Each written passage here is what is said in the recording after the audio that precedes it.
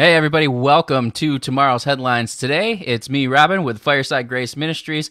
I am very happy to have y'all here to be watching. We have a very special guest today, Ivan Tuttle, and we are going to talk about some of the stuff that he saw when he was in hell, heaven, and when he came back. And so let's go ahead and roll the intro, and then we will bring him in and jump in. So get ready. Get ready.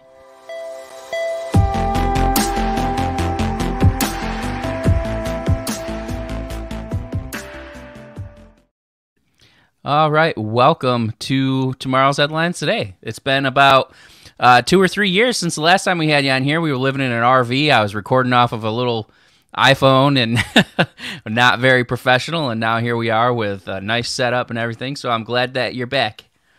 Thank you. Glad to be back. That's awesome. So we were talking a little bit before this about some of the stuff that you saw and on your journey, and I just find it very what's the word I'm looking for? Captivating and like humbling to think about some of the stuff that you saw, like going to hell and the demons and Satan's there and stuff. Because I recently watched somebody on a YouTube channel that said Satan is in heaven still, and I was like, well, that just doesn't line up with Scripture. Like, that doesn't make any sense. And then, but I want to just hand it over to you if you could tell us just a little bit about what happened leading up to this experience. So basically, what happened is I was, I'm going to give you the shortened version. So as a kid, I lived for the Lord. I just loved the Lord. I was doing all kinds of things. I went to Bible college. I was in Bible college, was doing really good in Bible college. And then I came home for a Christmas break, met a girl, never went back to Bible college. Messed up my life. A couple of years later, I'm drinking, I'm into drugs. My life spiraled downhill. It was going crazy. And I don't know what else to tell you, but you're talking about somebody that as a kid and as a teenager and a young man, I was so on fire for God, it's unreal.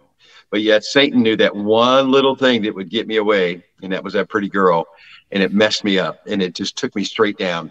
And I didn't realize I had gotten that far away from God until I died. And, I went into the hospital, had a blood clot. Blood clot was in my left leg. I was in the hospital for about 10 days up in Michigan, of all places, Grand Rapids, Michigan. I was living up there then. Making great money selling cars and then making great money dealing drugs. So I had the combination. I was making well over 6 figures a year. I was doing this. So you ready for this? Is back in 1978, probably before you were born, but just a little bit. Just a little bit. But yeah, I was living a crazy life, and so I was 26 and had this blood clot, and I ended up in the hospital. Get home from the hospital that night. I came home from the hospital. I've been straight for 10 days. I get home, first thing I did was light up a joint, smoke some pot right away. I just had to, it was just like, it was a hunger. It's hard to explain. People say you can't get addicted to it. You can, psychologically, physically, and everything else. So I got there, I lit this up, had some girl come over, and, she brought me some food because I had hospital food. Anybody had hospital food for 10 days? It's like, it's horrible. I don't know what to tell you. It's worse than it's worse than cafeteria food in school. Okay. Much worse. In fact, school lunches sound really good when you're in the hospital. But so I went through this and I get home, and that night I went to bed at 9 o'clock. I never do. I don't go to bed even now until 1 o'clock, 12, 1 o'clock, 2 o'clock, 3 o'clock, whatever. And I died.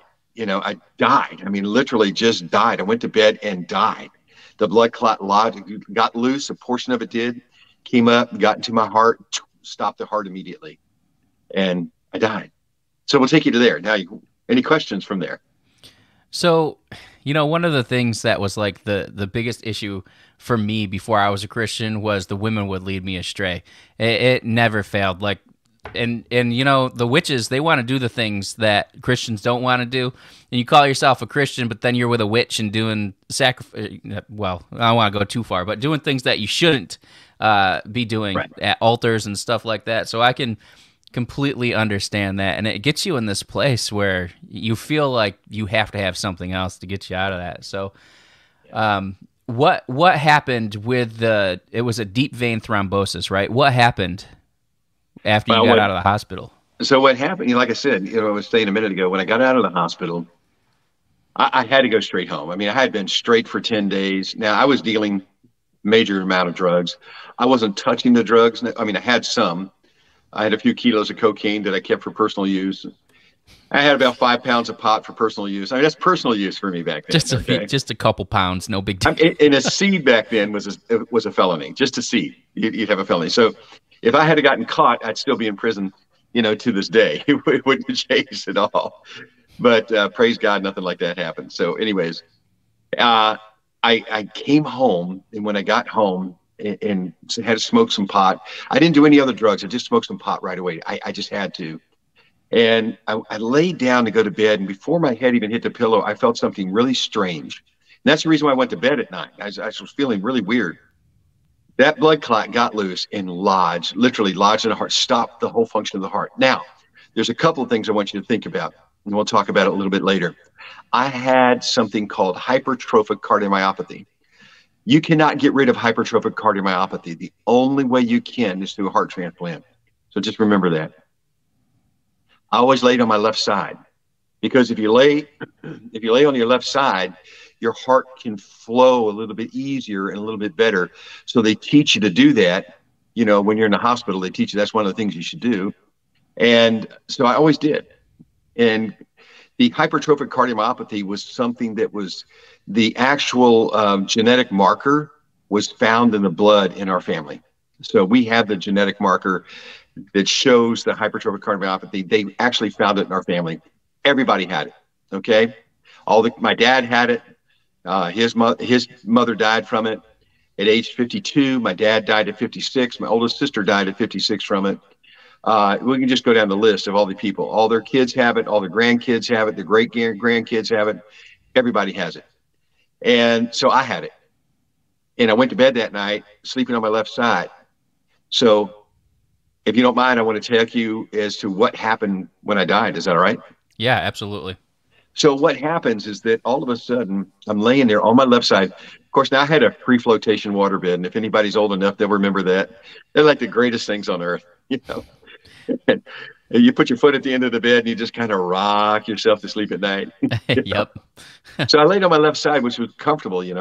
Next thing I know, something grabbed a hold of my left wrist and yanked me completely up out of the bed. Now, back then, I was one of these people. I was in really good shape. Took martial arts for 14 years. If I hit you, I'm either going to break something, and if I don't break it, I'm going to knock you out. It's going to be if I hit you in the face, it's going to bust your jaw. I'm going to knock you out. Something's going to happen. This thing grabbed me, pulled me up out of the bed. I saw it.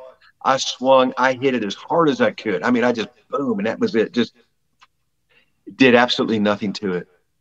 And I'm thinking, what in the world is going on here? And so I'm sitting there thinking, wait a minute, this has got to be a bad nightmare. If I could just reach over and turn that light switch on, flip, this thing would go away. I did that. My hand went right through the wall. And I'm going, uh-oh. All of a sudden, you instantly know you're dead. So I turn around and I look at my body laying back there, and there I am, dead in the bed. I knew at that point in time that I was dead, because here's what happens is that your spirit knows so much more than your mind or your body can even comprehend.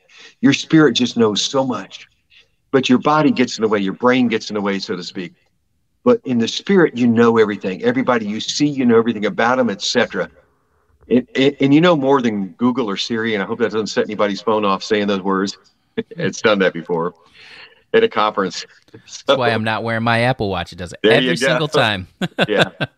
So anyways, I knew this was a demon. I knew he was taking me to hell. And all of a sudden, we're there at hell. And I'm going by all these people, and I'm looking at all these people. And everybody I'm looking at, I instantly knew everything about their life. It's like I just ran a movie projector screen just so fast I could see everything. And I knew why they were in hell. But the sad part about it, too, is they knew everything about me. That was so embarrassing, that you're laid wide open and everybody knows everything about you. Every sin, everything you did behind closed doors, everything, every time you cheat, steal, do anything you did in your life, they know everything. and they know why you're in hell. And I kept thinking, man, I didn't hurt anybody. I was just doing drugs. I was just letting people have drugs, making them happy. I wasn't hurting anybody. That's how far I had gotten from God. I got so far away from him. And so I'm going through hell, and I'm seeing all these people, and I'm seeing all these things and all these demons and the torture that's going on and the torture that was happening to me. They were grabbing me, pulling me apart, ripping me. But see, your body goes back together because it's your spiritual body. But the pain is much more intense. It's like 1,000,000 times magnified over what you have in the physical. Physical body, you get enough pain, guess what you can do? You can pass out. Spiritual body, you don't pass out. The spiritual body, even the spirit inside of you right now, never sleeps. It never does. It's never at rest. It's always going, going, going. That's why sometimes people that are spirit-filled in particular, they have dreams of speaking in tongues in their sleep because they really are in the spirit. It's amazing the things that you can find out. But I'm there and I'm looking at all these people and I'm seeing all these demons. And then I don't think I ever did I tell you what Lucifer looked like? You didn't tell me personally, but I read your book and I watched a recent interview you did. So feel free to share. So here's what happens is that everybody thinks the devil's got these little horns sticking up. No, he's got this beautiful little red tail coming out and a pitchfork. No, that's somebody's crazy imagination from Dante's Inferno or something. I have no idea. Literally. Yeah, it's like crazy. I mean, and to think that Christians have adapted that. And I've had people say, oh, I saw the devil in his horns. And I'm like, that wasn't the devil. You didn't see him. You did not see Satan. You may have seen something from your imagination, but you didn't see Lucifer. Lucifer was the most beautiful creature at that time in my life I had ever seen. He was so gorgeous and handsome and beautiful that and I'm a straight as an arrow guy, but you look at him and you're like, oh my gosh, oh my goodness. I want to, you just want to be like him. I mean, instantly when you see him, you're like, oh man, the beauty that he possessed and everything. I'm telling you, it'll blow your mind when you see him, when you truly see him. And it just set me back. And I realized why people get fooled. I realized why people fail. I realized why people commit a lot of sin, especially sexual sin, because his beauty and everything about him, and he has certain demons that he selects, that he has go into people. So these people, men and women, especially attractive men and women, goes into them so they can entice other people, especially Christians, to slip away. And that's what they do. And I watched this. I saw this from hell, and I got to see what Lucifer was like, and I got to see some of the things his demons did. And it's amazing because here's what I tell people. I was dead for about 3 hours, pretty close to it. Well, if you take 3 hours and you figure that everybody says, well, a day for God is like 1,000 years for us here on earth. So if I took that 1,000 years, I was dead for 3 hours. Basically what it comes out to is 44 years. If you use the math on that, for 3 hours into the 1,000 equals a day. And I figured it out. So I was dead for a long time. I got to see a lot of things. And that was just something that, I saw this. I watched what was happening in hell. So any questions so far? One of the things that really stands out to me is I've heard somebody say before that when you're in hell, you're completely aware of time to like the smallest detail. Is that true? As far as, well, there is no time in hell, but you're completely aware of all the details of time that you had on earth. That's interesting. That's the only question I had. I have experienced Satan in his presence here on this world, and it's terrifying, overwhelming presence, but he is beautiful. He was an angel. He was a cherubim, and people don't realize that he was one of the angels that was at the throne of God, that had an assignment to cover the Garden of Eden, to protect mankind, and he was jealous of us and wanted to be like us. Yes. And so it just lets you know how valuable you are as a human being, that he was prideful over you, Yes. Well, it's not just that. You have to realize all the demons that are with him, that have been with him for millions of years, all those demons, all of them They watch everything we do. They look at us. They watch every facial expression. They've been around for so many millions of years. They know everything about the human being. They can't speak to you like you think, okay? They're not in your head. They can't control you unless you invite them in, then they can. And that's what I tell people. A demon's not going to enter you unless you open up the door for them to come in. They don't just jump in you. You have to open the door. And people do it by all kinds of things. Video games, you can do it. Music, you can do it. Watching certain movies, you can do it. Just entertaining thoughts, looking at things on the internet that's not appropriate. You open up the door, you're inviting that demonic activity to come in your life. And people don't realize that's what happens. And that's how demons enter. And I got to see this from hell firsthand, exactly what was going on, because they were so excited. Now, this is 1978 that this happened to me. So in 1978, the only video game that they really had coming out back then was something called Pong. I don't know if you've ever seen that game, but it's like a little tennis game. You got these little things and you hear this little beep, boop, beep. It's going boop, boop, and it bounce off the wall and come back over, and you got to stop it from going past you. And that was it. But the demons knew that these other video games were going to be coming out, and all they wanted to do was become a part of those video games. They wanted to control the people that were making the video games. They wanted to put themselves into the video games, so there's a demonic presence in it. And it doesn't matter. Now, I'm going to be real blunt. Think about this for a second. It doesn't matter if it's Candy Crush, and that might hurt a lot of people out there, especially women from church. But Candy Crush is something, too, that has a demonic presence in it, because what it's doing, it's attracting you away from looking at the Word of God. It's taking you from one place here and putting you to another place here and keeping your mind occupied when you could be doing that. The only game that I play, and I do play a game on my phone, is called Solitaire. Sometimes out of boredom, I'll play Solitaire, and there's not a whole lot to that. But, it's usually like when I'm on an airplane or something, or laying in bed late at night, I'll just pick up the phone, I read the Bible, and then I'm like, okay, put some Solitaire on. How boring. Good night. Go to sleep. Nothing more boring than playing the stupid game of Solitaire. So, but that's it. I mean, I will not touch any other game because I know what's attached to so many of them. And I watch this because when, you look at what happened, here's proof. Back when prayer was in school, and I was there back then, back in the 60s, when prayer, in 50s and 60s, when prayer was still in the school, when there was no video games, we didn't have high schoolers or middle school or elementary school kids shooting anybody. We had more guns around us then than you could ever imagine. I mean, just about everybody, and I grew up in the Washington, D.C. area in Maryland, and there was rifles, shotguns at home. My dad had a pistol. We respected it. We understood that when you shoot that, if you aim it at somebody, their life's over with and you're going to prison for the rest of your life. That's, or you're going to be executed, one or the other. So you didn't play with those things. And we had respect. And prayer was in the school. And as prayer was in the school, oh man, every morning we did the Lord's Prayer. We did a Pledge of Allegiance to the Lord's Prayer. We sang My Country 'Tis of Thee, whatever, we did those things. As soon as they took that out of school, you can watch the crime rate just started going up and up and up and up and up. Drug use took a jump, right? 1964, 63, drug jumped real high.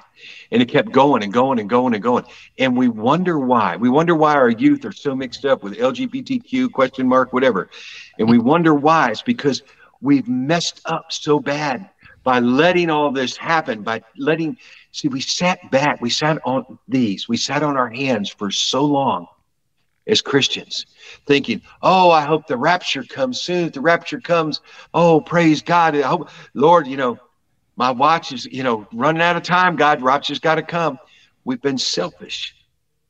We've focused on the rapture, and we haven't focused on what we need to do to keep God in our lives here. And this is something the Lord showed me very clearly. 1978.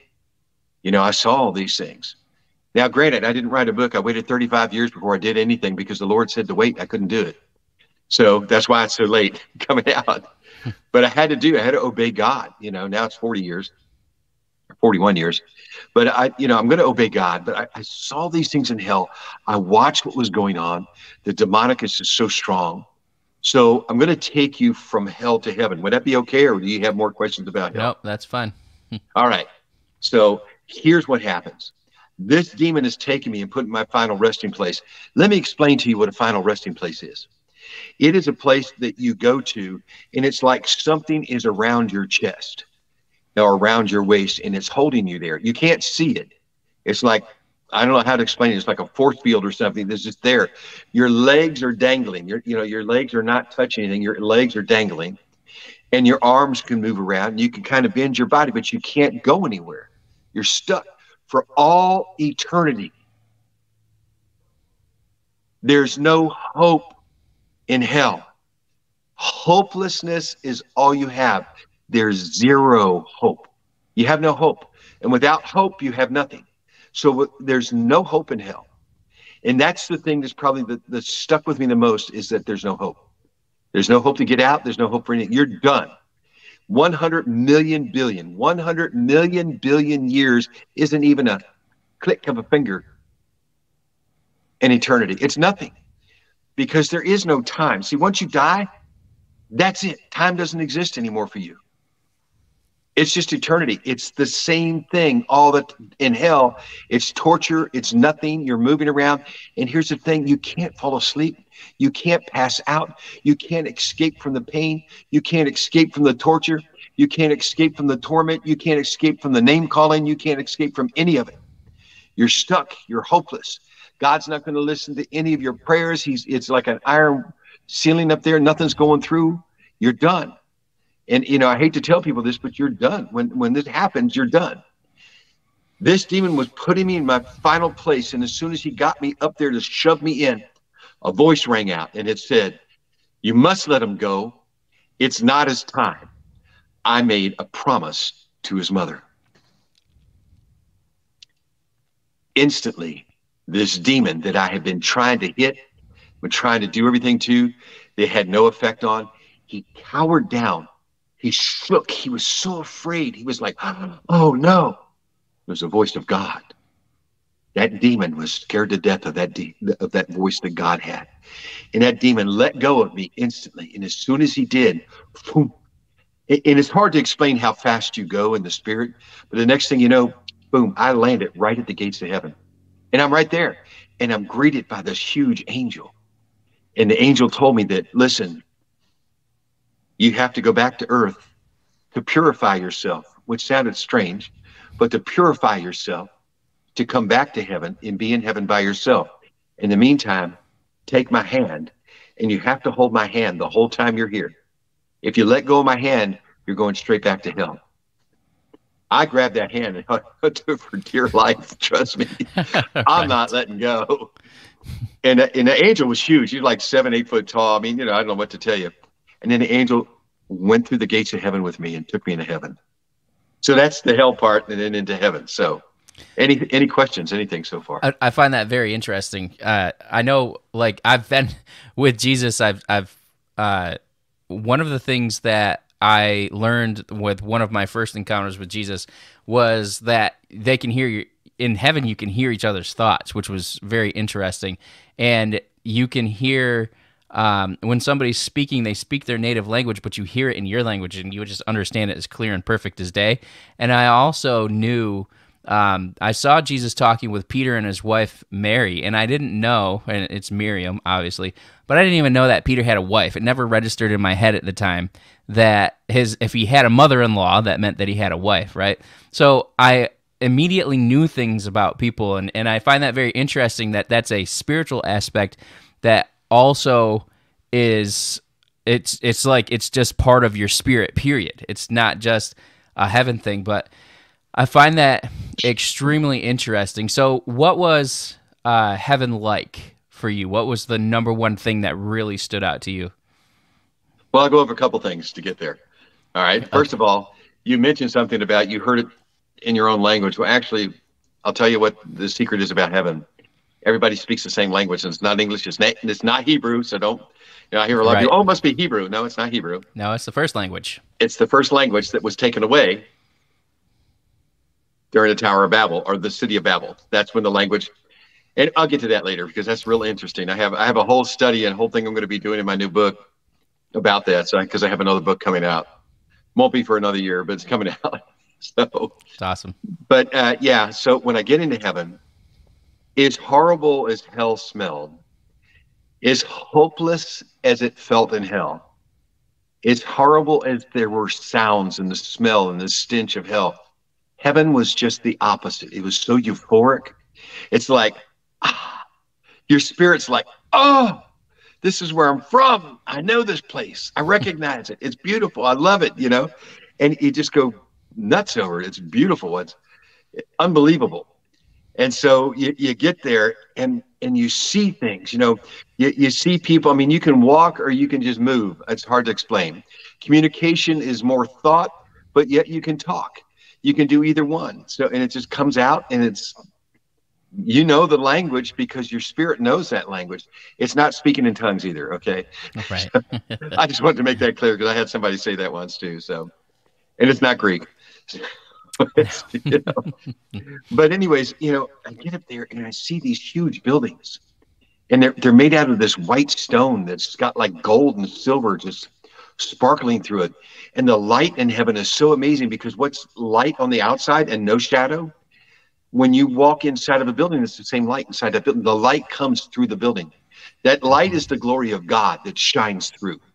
And the glory of God, nothing can stop it from coming through. Nothing. And that's what's so unique about the glory of God.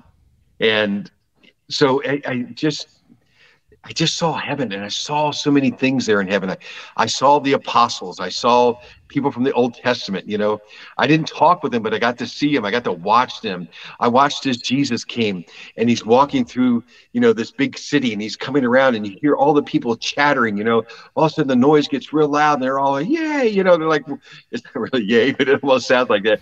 It's just like, yes, he's coming, the Son of God. And they start coming and they're just, they get all excited and they're just, cheering and everything, and he didn't talk to me. He just turned and looked at me and he smiled. And his eyes emitted so much love and so much everything out of it. It was like, it was amazing what I saw. And, he just walked by me and I'm like, I wish he would have talked to me, but I wasn't ready. You see, but that's what people don't understand. That's why I had to hold this angel's hand. I wasn't ready. I had to come back to earth, give my life back to the Lord, denounce the sin and go on my life. And which I did, obviously, but I wouldn't be here. I'd be back in hell. So I watched this from heaven. And then I had some pretty unique experience. Now, do you have any questions about heaven before I go any further? No, just the smell is amazing. Oh, yeah. I was just picking up on that. What about the lights and the grass? Did you see anything like singing flowers or the way music moves or how colors flow in heaven? Sure. So I give you an outline on all that. First of all, the colors are just phenomenal in heaven. I mean, we can't describe that color. You just can't, because here, everything we have for color, we have to shade certain things in because of shadow. In heaven, there's no shadow. So the colors are vibrant, they're bright, they're beautiful. The colors we can't even imagine here on earth. We just can't imagine those colors. The flowers. Here's the thing about music. All through heaven, all I heard was music. All the time. Music all over the place. Every place you go, there's music, there's music, there's music. It's just beautiful singing. The angels are singing. I don't know what else is singing, but the sounds were so beautiful. And I got to sing. And believe it or not, when you're in heaven and you sing, your voice matches the angels so beautifully. Your perfect pitch. I sounded so good. I was hoping I'd get that when I came back to earth. No. So, I can sing, but this little light of mine, that's about it, But it's just phenomenal when you start seeing the things that you see up there and the colors and then the music. And here's what I'll tell you about music and colors and light. You don't just see it. You don't just hear it. You don't just feel it. You taste it. It goes through your body. Music goes through your body, through your whole being. Now, I'm going to give you a secret about something about music. And I think it's the most wonderful thing. Lucifer was in charge of music when he was in heaven, before he got kicked out. He was in charge of all the music. When you hear music, Your spirit hears it way before your physical body does. Your spirit knows the first note being played, whether that's going to be of God or be of Satan, being blunt, whether it's worldly music or godly music. And your body will know this because when you hear Christian music, I'm going to say Christian music because I call it praise and worship music all the time because everything to me is praise and worship music. That's all I listen to. I don't listen to anything else. But when I hear it, my body goes, my spirit inside of me goes, ah, yes, yes, yes. You know, here's this beautiful, beautiful language. Oh, listen to it. You know, and it's like, oh, you're soaking down. You can't see me on here, but my arms are out. I'm just like, you soak it in. You want to raise your hands. You just feel something. But when you hear worldly music, there's two things you do. You ready?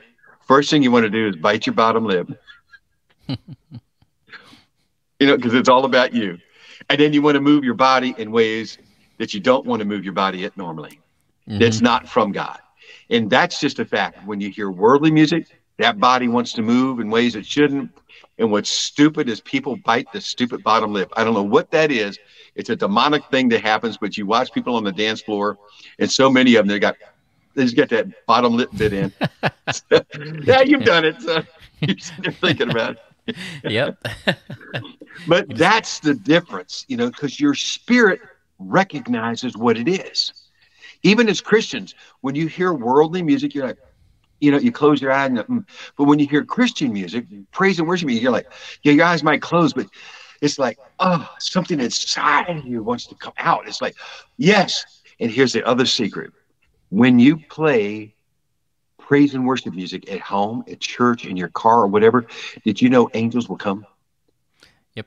Because the angels that are here on earth, they can't wait to hear that. They want to sing with you. And sometimes people have recorded angels in the background singing while they're singing. And that's true. It does happen. It really does happen. And it's phenomenal the way it happens. But I watched this in heaven. I watched the music, but the music and the flowers and the scratch, you step on it, it bounces right back up. It comes right back up. Flowers come right back up. You can't even break a flower off. It won't happen. You don't need to. It's all, the glory is there. I saw two big trees, the biggest trees I'd ever seen in my life, bigger than sequoias. I mean, the leaves on them are 3 or 4 foot, 6 foot long, whatever. The fruits on it, 12 different fruit, just huge fruits on these trees. Both trees had 12 different fruit. And it was amazing to watch this right next to the river. And I saw all this in heaven. I mean, I can go on and on and on about heaven, what I saw. But I guess what I should do is I should take you what happened when the angel told me to turn and look at him. Would you like to hear about that? Yes, that was going to be my next question. What did he show? What did he take and show you in heaven? Because you said he took you through heaven, so there must have been a reason. Well, you said, I forgot. You said the thing that impressed me the most about heaven. Are you ready for this? Here's the number one thing that impressed me the most. Every single aborted child, every single child that died before their time, every child that was stillborn, every child that was miscarried is in heaven waiting for mom and dad. Every single one. And God looks down at the mothers that have had abortions and the fathers that paid for the mothers to have abortion. And he says, if you will just give me your life, if you'll just ask for forgiveness, I will forgive you. And you can come to heaven and be reunited with your child. Yep. And I watched that. I saw all of these children in this one place, and it was so beautiful where they were at. And I'm looking at it, and I'm watching it, and I'm seeing them. They're all over. There's billions of babies, billions of them. And when I watched the parents come up there, and because I saw 3 of them, and all 3 of them happened to be the moms, but I know it's for the dads too. The angel explained it to me. So the mothers came there, and the baby comes to them. Now, it's not a blob. It's not just little, this little blob of something. This is your child. Now, here's what God does. God knows what your mind is thinking your baby would be, whether it be a little infant or whether your baby is 1 or 2 years old, whatever the case may be. God knows when you get to heaven, that's what you're thinking about. That's what your child will be when you get there. You know, that's what God does. And so when you get there, that child will come and greet you. The nice thing about it, you don't have to change diapers. That's my favorite part. You know, no diaper changing, but the child Wait. can communicate with you just as well as you can communicate with them. Mm-hmm. It's unbelievable. So that's what's really unique. And you get to hold that baby and you get to rock that baby. You get to do whatever you want. And you two are united, or three, whatever the case may be. You're united in heaven. You get to see your brothers and your sisters. You know, all of them get to be united in heaven. We're not a family unit up there, but you get to see those loved ones. You get to see them. They're called loved ones because you loved them on earth. You can still love them because love is the only gift that you take with you to heaven. You don't take tongues. You don't take salvation. You don't take, I mean, salvation is what's got you there, but you don't take anything. You don't take prophesying. You don't take laying hands on the sick. You don't take any of that.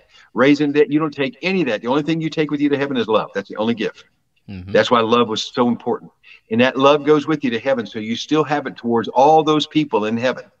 And that's what's so unique about it. So yeah, I'm just kind of giving you some of what I saw, but that's the most unique thing at all, is the aborted babies are up there in heaven, miscarried, you know, anything, you know, died before their time. All these children are waiting for you. So moms, dads, you know, moms, if you ever had an abortion, God will forgive you. In fact, if you don't mind, can I just do a little prayer thing here real quick? You go for it. So anybody that's, if you're a lady that is, if you're watching this right now, or if you're a dad that's watching this and you paid for abortion, just simply say this: Heavenly Father, I ask right now, God, that you move on these people that are watching, that any of them, God, has had an abortion or paid for an abortion. God, I pray that you speak to them right now. Speak to them. Let them know, Holy Spirit, you're the one that can convict and help them understand how much you love them, how much Jesus and God loves them.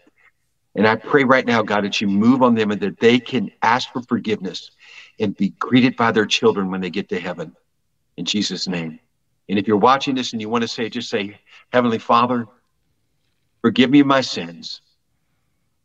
I turn my life around to you right now. Jesus, I know you're the Son of God. Forgive me of all my sins. In Jesus' name, amen. That's all you have to say. You can get into further. You can go into all kinds of stuff you want to, but that's all you have to say. But you have to say it and mean it. You can't just say it like reading off a card. If you meant it, God will forgive you.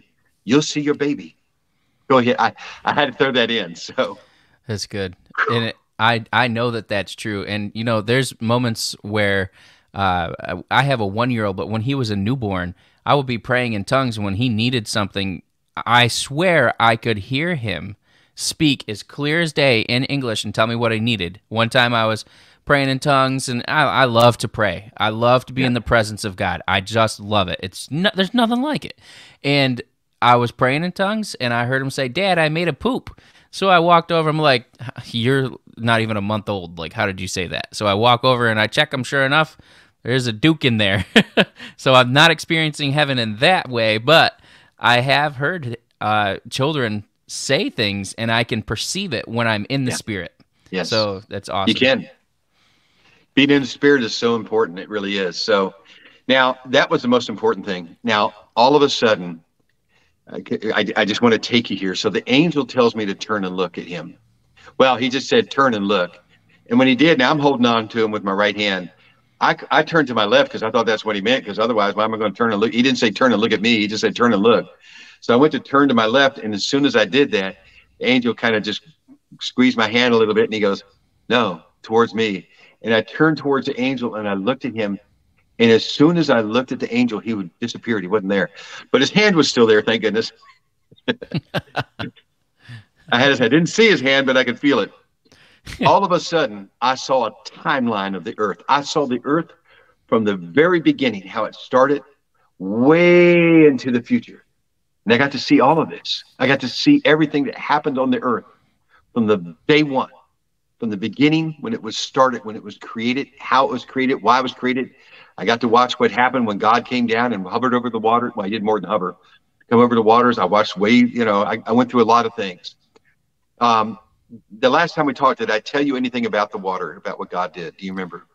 I don't believe so about the water. You mentioned some stuff about technology that I'm sure we'll get into a little bit, but I don't remember about the Sure. water. So let me take you to the first step because it's important. The first step is this. When God made the earth is sitting out there and it's just like a ball of water. It's just floating around and floating around out there. It's formless. It's dark. There's no light. And then it says the Spirit of God came down and moved across the waters. Jesus says in John, he says, God is spirit, worship him in spirit and truth. God himself came down and hovered and moved across the waters, moved through the waters, around the water. And why? Because the water here on earth is different than any water, any place we can find in outer space. No other water is like the water we have here on earth. Because God was preparing the earth for us, for mankind. He was preparing it for us so that we could live. And then when you start thinking about water and you start looking about water, did you know water is mentioned more than anything else in the Bible? It's mentioned 722 times. It is mentioned in the very first chapter of the Bible. It's mentioned in the very last chapter of the Bible. You know, and you think about it, you know, you have so many illustrations about water. Moses separated the water. Jesus walked on water. Mm-hmm. Peter walked on water. Jesus is called the what? Living water. Living water, exactly. So I always do that because everybody knows what that is. So Jesus is the living water. There's so many things about water we don't realize. It's because God came down here to prepare the earth. He came down and got our water ready. Where is the first place life took place is in the water, then in the sky. But it was in the water first. Even scientists say we came out of the water. Okay, they're dumb. They don't understand how we came out of the water. But, you know, it wasn't that we came out of the water, but that's where life first started, was in water. They agree. That's it, you know, because even scientists have to prove that God's right, whether they want to or not. You know? That's a good point. So I've been having fun with that. So, but there's so much glory. And here's the thing about it is that every single ounce of water that we have today was here back then. Our water has not evaporated. This water, the water that we drink today, has had the glory of God all over it. And guess what? Did you know once the glory of God has been on something, it never goes away? Have some more water. I'm going to take a sip of this here cup of glory right now. Yes. It's interesting because my wife had a revelation before the Lord said that we need to pray over our water because it starts to get contaminated. The devil hates the water because it's what sustains life, and he hates life, period. And she said we should pray over our water and bless it. And it's just amazing because there's studies that show how, you know, your body's 70% water, and what you speak, what you listen to, what people say hits your body and actually affects 70% of your body. It's so important. Water in your body, yes. That's amazing. Well, we're just like the earth. We're made from the earth, but we also have the water, approximately the same amount of water on us as the earth does. And I'm don't get mad at me. There's this place called Blue Spring Water. Yeah, okay, not putting a plug in, but I kind of am. It's called Living Water. It's the only pure water. There's only 2 springs in the world like this, and it's in your old states you used to live in, Alabama. That's what it comes out. Yep, I'm good. Texting that to my wife right now. Yeah, it's called Blue Spring. So Living Water. I can tell you more about that off air. But anyways, just to get back to where I want to get at, is that I saw all this about the water. I saw all these things happening. What we have to realize, where is the number one place you get most of your inspiration about God is when you're in the shower or in the tub. Mm-hmm. It is. I don't care. Anybody can go like, yeah, you're right. You know, I've had him interrupt me on the throne several times. He is no respecter of privacy. I tell you that much. I'm not going to go there, but you know, right. My number one place is the shower. It just is. I'm in the shower and it's like, man, God's speaking to me, you know, and I'm like, okay. And I never understood this for the longest time. And God said, it's because the water's on you. My glory is on you. It's falling on you. It's on you all the time, you know. Man, that just ushered in the presence like unbelievably. Why do we baptize people in water? It's not just the outward expression of an inward thing that happened. No, that's man come up with that idea. We're doing that because we're putting them into the glory. And when they come up out of the water, they got the glory all over them. Let me prove a point. Jesus got baptized. He didn't need his sins forgiven. He hadn't forgiven it. He hadn't had done any sins, but he wanted to be baptized. So he went into the God's glory that Jesus knew about because he was there. He saw it. He knows exactly what the water is. He came up out of the water. The glory came down on him. The glory came down on him. Man. See? And that's what, so you start to, like, when I baptize people, I baptize in the name of the Father, Son, and Holy Spirit. I bring them up. I say, Heavenly Father, this is your son, Rob, or daughter, Dorothy, or whatever, whom you're well pleased. And then I say, and God, let your glory come on them. And I'm telling you, people get slain in the spirit so heavily in the water. I have to do it in a big place because I call them floaters. And I get these people that get in the water with me, and they hold the people up. It's drowned. They get slain in the spirit. I mean, they're out. I mean, they're just having visions. They're going through things. People are getting healed from, stage 4, stomach cancer, pancreatic cancer, prostate cancer, lung cancer, breast cancer, all kinds of things. I mean, those are cancers. I've had other people get healed from many things. When you start understanding, the Catholics had this thing about holy water. All water is holy, okay? Except for what you flush. But all water is holy. And when you start thinking about it, we have something that's tangible, and people just don't get it. Every ounce of water has God's glory on it. It can't go away no matter what. And it just can't. God's glory does not dissipate. There's no time limit on it. So anyways, that's kind of, I want you to take it from the beginning so you understand where I'm coming from when I start talking about other things. So then we go through. And I watched Moses separate the water, and I want to just bring this up real quick, and then we're going to get into what you want to talk about next. I watched Moses as he held up his staff and the water separated. Now, a wind came. Now, why did the wind come? Because it had to dry out the land. It didn't separate the water. The wind came and hit the water. That's the key for the water to obey. They saw the staff, the water separated. It became a wall of water on both sides. There was a wall of water here and a wall of water there. But the wind came to dry out the ground, because it says they walked on dry ground. They didn't walk on ground that was soggy and wet. It was dry. That's why the east wind came, and it just blew. And it blew, and it dried out the ground real fast. It was a heavy, heavy wind. Didn't hit the people. It just came just to dry that out. As soon as it dried it out, they walked across on dry ground looking at these walls of water. Now, I had somebody say, oh, it was the wind. No, it wasn't the wind, because they couldn't have walked through the water with that wind. How could they have walked if the wind was that strong to hold back the water several hundred miles an hour? How are you going to walk into that wind? Or even with it, it's going to blow you over. It's going to blow you through. So the wind was died down, and they walked through. And when they got to the other side, they were done. And when they were done, Moses dropped his staff. The water came over and killed them all the Egyptians. So anyways, so we go from there. I watched all these things happen, but then I watched Babel. Now, you had a question about that before we get any further. First of all, I just think it's awesome how the Spirit moves, and then he moves, and then it's a move of God, and then the people do things. Like when the flood ended, it said that a strong wind came and dried out the land. It's just awesome revelation. There's a move of God first, and then we have to walk where He's led us. When as soon as we see Him move, we have to go. But my question is, the last time that we talked, you said, just in passing, that there was technology in the time of the Tower of Babel that was beyond anything that we've seen, and that really got the old noodle thinking there. And I started to look into it and see that there's actually history that shows that there actually was technology back there, that there was spacecraft, that there was airplanes, that they were capable of flight and all kinds of things. And I was like, how could that have happened? But it was 120 years approximately after the flood. And then within a short period of time, they just went back down to the Stone Age, basically, because I'll let you, basically my question is, what will the Lord allow you to share with what you saw happen? Well, it's going to be in my second book, so I'm going to go ahead and tell you. It's okay. So this is what I watched. Okay, I watched this happen. So all the people of the earth had one language, and it was not Hebrew. It was not any language that we know. It was the same language that Adam was given. Yep. When Adam was created, he knew the language of heaven. Mm-hmm.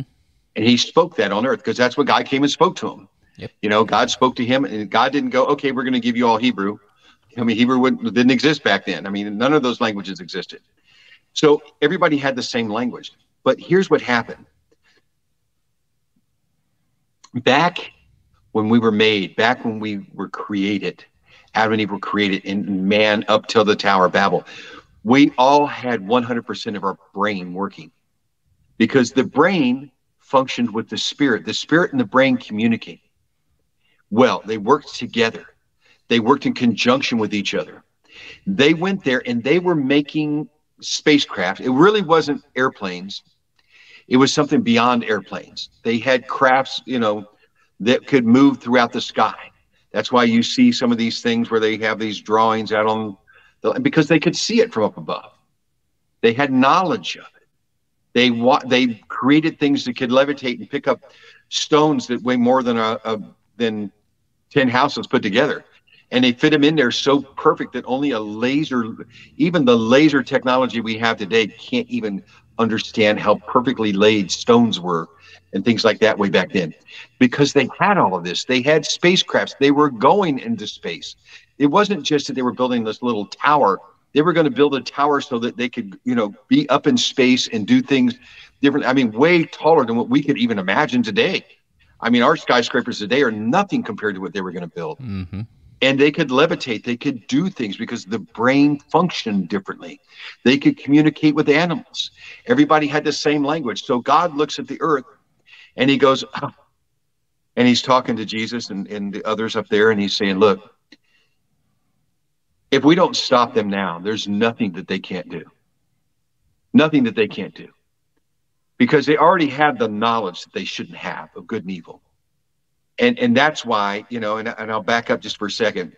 You know, when Adam and Eve were in the garden, they had two trees in the center of the garden that they really only had one tree they couldn't eat off of, and that was the tree of your knowledge of good and evil. But the tree of life they could have eaten off of back then. Because when God made Adam and Eve, he made them to last forever. Not for 1,000 years is nothing to God. 900 years, nothing to God. He wanted them to last for billions of years, forever. And they were in the garden. I'll go into that some other time for a long time, a lot longer than what people think. You could put M or B in front of billions and you'd have it.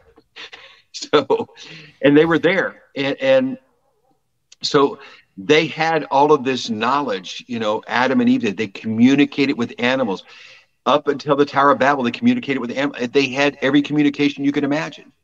They could do anything and everything. Mm-hmm. Then God saw this and God said, if we allow them to keep doing this, they can do anything they want and they'll be up here before long. So God confused their language. Now, how did he confuse their language? It's real simple. What God did, these people had these vast array of all types of things. And we're going to start discovering some more things as time goes on. We're going to find one of those spacecrafts eventually. It's going to happen. Probably. And so what happened is that God sat there and they were building this and God said, okay, I'm done. I'm done with the people doing this. They can't communicate like this anymore. I'm taking 90% of their brain away. I'm taking that 90% away that communicates with the spirit, that communicates with each other, that understands the language of heaven, and they're going to have to figure out their own language from that point in time. And he did that. And what happened, and it tells you in the Bible, they were confused. They couldn't understand anything. They could just look at each other and they had no idea what they were even called. They didn't understand anything. And so they strayed and walked away. They knew they were hungry and they needed food, but they couldn't understand much more than that. So we became Neanderthals. Basically, we dumbed down. That's what God did. He dumbed us down. And we only have 10%. You look at scientists today, they say only 10% of the brain works. Some people 5%. But you know, some 3 and 2. But you know, they run the nation. Just that's right. You said it, I didn't. Hate mail goes to him, not me. Although I support him. I wouldn't say that my worst enemy in the White House, but anyways, no, it's like we dumbed down, and as soon as that happened, it says in the Bible they scattered throughout the earth. And what happened is they went all over the place. And now Darwin was not right, but there is a thing where there is kind of a transition that we all go through. If depending on where you live at in the world, you change, your body adapts to that climate, and the lineage behind you adapts more and more and more. Like if you're in an area that has a lot of bright sunshine and snow where it's white all the time, your eyes are going to be more narrow. They're going to be squinted down. They're going to have to be, you know. Your language is going to be different. And so all the languages that developed, God didn't give the people those languages. We developed it ourselves. We developed Spanish. We developed English. We developed French, Chinese, all kinds of different dialects of Chinese, Taiwanese, Vietnamese, British, which is different than English. No. You know how they talk over there, Yeah. And the Canadians, so for all my Canadian friends, that all the languages got changed up. We knew, the Korean language. I mean, everything, it developed from the people moving there. They had to communicate. They had to say something, they pick up something, like a rock or a stone or anything, like, so they came up with a name for it, and that's what they did. They didn't have English necessarily back then. English was a developed language from later. But it's like watching this happen, and that's how it happened.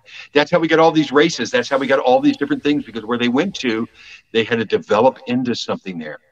I watched all this from heaven, so, I watched it unfold and develop. And so, yeah, the technology that they had was phenomenal technology. I mean, the spacecrafts that would move, and, we see things that we call UFOs in the sky. They're nothing compared to what they had. Nothing. Or it's the same thing that they had. But there aren't people on earth that know how to run them. You can't. It's impossible. So our finite minds will never figure it out, how to run those things and operate them. No matter how many computers we build, no matter what, it's never going to figure that out, because it's way beyond the technology that we have. Mm-hmm. So, yep. And we're trying to figure it out, but I saw there was an interview somebody did, and I think it was Bob Lazar or something, and he was working on one of these crafts they found. And one thing that he said was the craft that he was working on was from an archaeological dig. He just kind of let that slide out. And I was like, mm-hmm. And everyone's like, oh my God, whoa, what do you mean? And of course, it's like that the aliens have been here for 225 million years. I'm like, they're not aliens. They're the people that were doing that stuff then. It's their descendants. Maybe yes. Some of them, one or a few of them might still be not the ones that were man, but the ones that were, not man. I don't want to get too much into that with the Leviathan or, that serpent. Right. Anyway, I just find that extremely shocking. And, one of the things is when we go into the Bible and we look at when it says they were building the pyramids, it uses a word for when it says it'll have a head that reaches into the heavens, or a top which will reach into the heavens. What it says in Hebrew is a team or captain of people, a command of people that will reach the heavens. They weren't just building the Tower of Babel just to have a big tower to tower over people. It was a platform, it seems like. Exactly. They were launching from that. They were going into space. It wasn't just... And people are like, well, where's that say that in the Bible? I'm like, read it. It's right there. And so would you say that when we're praying in tongues, when we're actually flowing in the Spirit, there's been studies that show that it activates different parts of our brain. Does that bring us closer to operating more in the capacity of that we did before the flood, where we get that divine revelation and divine knowledge when we're actually speaking in tongues and trying to stay in the presence of God? Well, it's your spirit that's allowed to communicate. So when your spirit communicates, your brain can't help but get an overflow. So that's kind of what it is. And so if that helps, that's really what it is. Because I know when I move in the Spirit, especially when I'm speaking at a place, it happens all the time with me anyways, but when I'm at a place, I'm speaking, I'm at a conference or something, it's flowing so heavy, it's unreal. Mm-hmm. So, yeah. That's awesome. I think, if you don't mind me saying this, I think a lot of the stuff that I have is in my book, A Journey to Hell, Heaven, and Back. Perfect. And that's my first book. The second book is different. They can find that any place. It's been a #1 bestseller in its category of near-death experiences. So that's awesome. And so how will people support you? Because I guess we're here.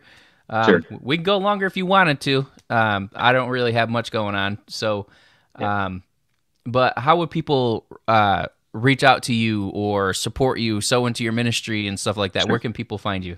all they have to do is go to ivantuttle.com. It's real simple, IVANTUTTLE.com. And you can go there. There's a giving section in there. It's through PushPay, which I really like. And you can do something. I look for people for partners. I love people to partner up because I do a lot of things. I'm going to be doing conferences in other countries, and I need people to go with me. I want people to go with me. So the people that I take are people that are my partners, because I'm not just going to take somebody off the street. I want it to be a partner that's been sowing into the ministry, and I know they mean something. And I give them certain things if they sow into it. And there's a section there when you go to the push pay thing, you push the button on it, and it takes you there. And you can find out some things. And it's really good because I really want partners. I really need partners to go with me. And it's important. I do some mission work too. I give away more of these books than you can imagine. The book is probably one of the best tools that I've ever had for getting people saved, because it's such a, people go, you've been what? I was dead for 3 hours. They're like, really? Non-Christians alike are like, they got like a million questions, And if you know anything about me, I fly a lot. So Yeah. every gate agent, or what's really out there called ops agent, every ops agent for Southwest Airlines, I think I've met. Yeah, I know I have in Portland and Nashville and Baltimore, Dallas, all these places I go to. I give away the books. I give them away to people, and I give them away to people on the airplane. I have a captive audience on the airplane. They can't get away. I just flew back here from a conference out in Sacramento, California. Going on the way out there, I got a chance to witness and talk to a guy, give him one of my books that is part of the Mongols, in motorcycle gang. I mean, this guy is big, tough, tattooed, sleeved. I mean, he's got tattoos all up his neck, his head, and everything. And he was so open to talk. And he read the book, and I know he's read the book by now. I gave him my contact information. He's going to be contacting me because God has changed his life, because I knew God showed me he had died before. He had died before too, and doesn't know how to express it. So now he'll read the book, he'll know how to express it, and he'll contact me, want to know more. Awesome. So, I mean, and then coming back, I witnessed with people, had a lady on the plane that God, all of a sudden, he revealed to me this lady on the airplane coming back. She's a registered nurse or LPN, I'm not sure which. She's a traveling nurse. And God said that within the next 3 years, she's going to open up a new platform, a new nonprofit organization to help young ladies that are pregnant have their babies and move on. And then 2 other people are going to come by, a man and a woman, to help financially and support her and to go ahead and do that. I mean, God just does these things over and over again. And she's got a book, so, just on and on and on, these things that happen. God just keeps opening up more and more doors, and I try to teach this with people. Open this thing. God gave it to you to use, not just to shove food in it, but to speak about his glory and to talk about him. And if you do it every place you go, you're helping God add to the kingdom. That's awesome. Well, thank you for doing this. This was great. A lot of revelation. I know we could just talk for hours and hours about it, but I guess we have to put a cap on it, But thank you for doing this, and thank you everybody for watching this. And I'd encourage you to sow into his ministry, because when you do, you're not just sowing into Ivan, you're sowing into the kingdom.